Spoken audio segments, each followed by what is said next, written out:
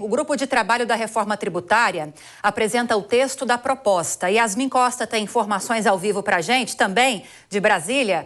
Yasmin, boa noite a você. O que já foi divulgado pelo relator Aguinaldo Ribeiro? Oi, Lívia, boa noite para você também, para todo mundo que está com a gente. Neste momento, inclusive, o relator da reforma tributária aqui na Câmara dos Deputados, o deputado Aguinaldo Ribeiro, está concedendo uma entrevista coletiva ao lado do coordenador do grupo de trabalho da reforma tributária, o deputado Reginaldo Lopes. Os dois tiveram uma agenda grande hoje e agora estão apresentando esse texto. E olha, para ficar bem claro, no começo dessa entrevista coletiva, o relator disse o seguinte, que esse é um substitutivo preliminar, é um texto preliminar da reforma tributária, ou seja, ele pode ser modificado até chegar ao plenário. A ideia é que essa votação aconteça no dia 7 de julho, palavras do próprio relator da proposta, que conversou com o presidente da Câmara, Arthur Lira, e deu essa data de 7 de julho para votação em plenário da reforma tributária. Mas fato é, esse texto traz aquele IVA dual, que é justamente o IVA que é destinado à União, o imposto que vai ser administrado pela União, e um segundo por estados e municípios. Esse parecer aqui protocolado hoje, esse substitutivo protocolado, vou consultar aqui minha colinha, traz inclusive o seguinte, uma alíquota padrão e uma alíquota diferenciada, uma alíquota que é 50% dessa alíquota padrão. E ela traz, nessa alíquota diferenciada, inclui áreas como saúde, educação, transporte público coletivo, cesta básica, todas essas áreas terão uma alíquota diferenciada de 50% da padronizada. E uma terceira alíquota que também está inclusa nesse parecer é justamente uma alíquota zerada que vai incidir, por exemplo, sobre medicamentos e o ProUni. Esses foram dois exemplos dados pelo relator dessa proposta, o deputado Aguinaldo Ribeiro. E um ponto que foi um ponto de muito debate, é um ponto que causa um certo desgaste com relação à reforma tributária, é a possibilidade dos municípios e dos estados saírem perdendo. E por isso, eles hoje, depois de uma reunião, já havia essa previsão da criação de um Fundo Nacional de Desenvolvimento Regional, e esse fundo realmente vai ser criado. É o Fundo do Desenvolvimento Regional. O texto prevê que os aportes virão para bancar esse fundo exclusivamente de recursos destinados pelo governo federal, e o relator da proposta justamente falou que já teve uma conversa com a equipe econômica e esse fundo efetivamente está garantido, deve ter algo em torno de 40 bilhões de reais. A gente tem inclusive uma fala do relator, o deputado Aguinaldo Ribeiro, há pouco aqui na Câmara dos Deputados. Vamos ouvir. Os aportes de recursos serão feitos exclusivamente pela União.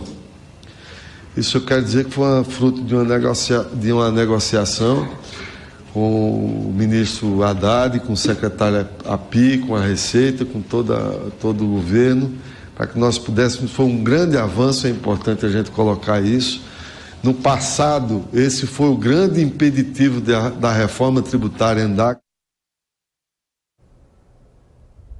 Pois é, Lívia, a gente acompanhou aí o relator dizendo que há um grande impeditivo para a reforma tributária avançar. Esse é um deles, a questão dos estados e municípios acharem que podem perder recursos com uma possibilidade de reforma, e agora eles estão tentando ajustar, receber contribuições desses entes para construir um texto de consenso. Outro ponto, antes de te entregar, Lívia, que também foi apresentado nesse parecer do deputado Aguinaldo Ribeiro, é a possibilidade de um chamado cashback, ou seja, a devolução de impostos. Mas como vai ser essa devolução e qual vai ser o público selecionado, aí depois vai vir uma lei justamente regulamentando esse ponto da proposta de emenda à Constituição. Sim. Agora, Yasmin, Arthur Lira se reuniu com governadores para debater justamente a reforma tributária também.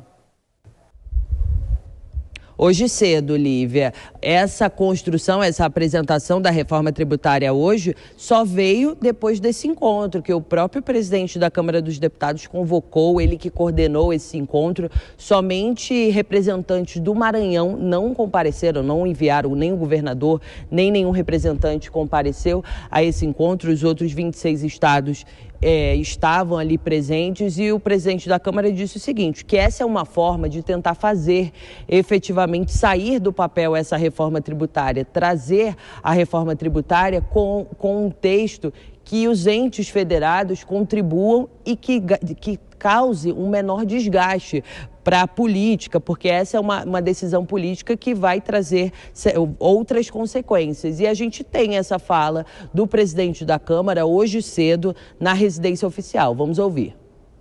Todos os setores que geram emprego, renda, os mais diversos aspectos do Brasil pudessem e vão ter conhecimento desse texto num cronograma de muita discussão essa semana ainda, o final de semana, toda semana que vem, e para que nós possamos levar a plenário da Câmara dos Deputados a discussão e a votação entre o dia 3 e o dia 7. A Câmara será convocada segunda, terça, quarta, quinta e sexta para que essa discussão possa ter o maior prazo possível de esclarecimentos e que nós possamos fazer, com a ajuda de todos, um melhor texto para o Brasil, que precisa de uma reforma tributária.